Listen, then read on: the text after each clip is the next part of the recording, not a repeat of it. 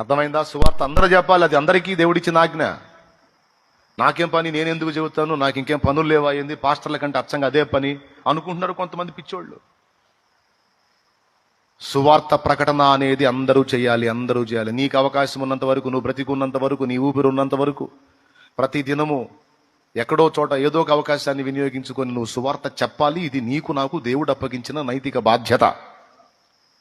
నువ్వు చెప్పినా వినకపోతే నీకు సంబంధం లేదు, ఇక తీర్పు వాడికే. రేపు దేవుడు ఏమడుగుతాడో తెలుసా? చాలా మందిని జడ్జిమెంట్లోకి వెళ్ళిన తర్వాత, తీర్పులోకి వెళ్ళిన తర్వాత, పాపం ఎందుకు చేశావురా అని అడగడు. పాపం చేశావు, నువ్వు చేశావు, వీళ్ళు కూడా చేశారు, అందరూ చేశారు. ఆ పాపాల నుంచి నువ్వు విడుదల పొందడానికి నేను మహిమనల్లా వదిలిపెట్టి భూమి మీదకి వచ్చి ఆ సిలువను ఎక్కి ప్రాణం పెట్టి చిత్రబాధను అనుభవించి నువ్వు తప్పించుకునే రూట్ నేను వేసా, తప్పించుకునే అవకాశం నేను నీకు ఇచ్చా. ఆ పాపాలు కడిగేసుకునేదానికి నా రక్తం చిందించా, ఎందుకు కడుక్కోలేదురా అని అడుగుతాడు. దేవునికి స్తోత్రం. ఎందుకు కడుక్కోలేదమ్మా అని అడుగుతాడు.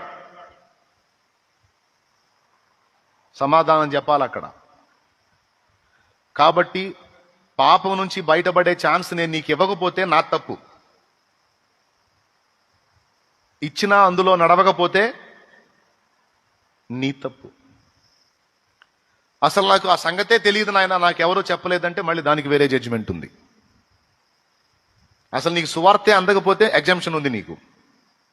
సువార్త అందినా ఓవర్ యాక్షన్ చేసి బిల్డప్ ఇచ్చి పిచ్చేసాలు వేసావనుకో అయిద్ది. దేవునికి స్తోత్రం కలుగును గాక. ఏమైద్ది? తీర్పు అయిద్ది, శిక్ష అయిద్ది.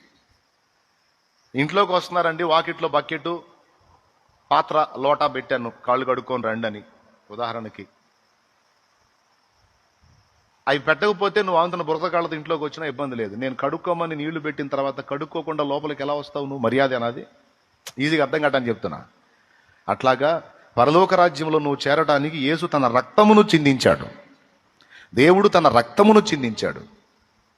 అరే, నా రక్తంలో మీ ప్రతి పాపం కడగబడుతుందర్రా, రండి కడిగేసుకోండి అని ఉచితంగా పిలుపునిస్తే ఒంటికి ఏమన్నా చాకిరా లేకపోతే పైసా ఖర్చా? ఉచితమాయే.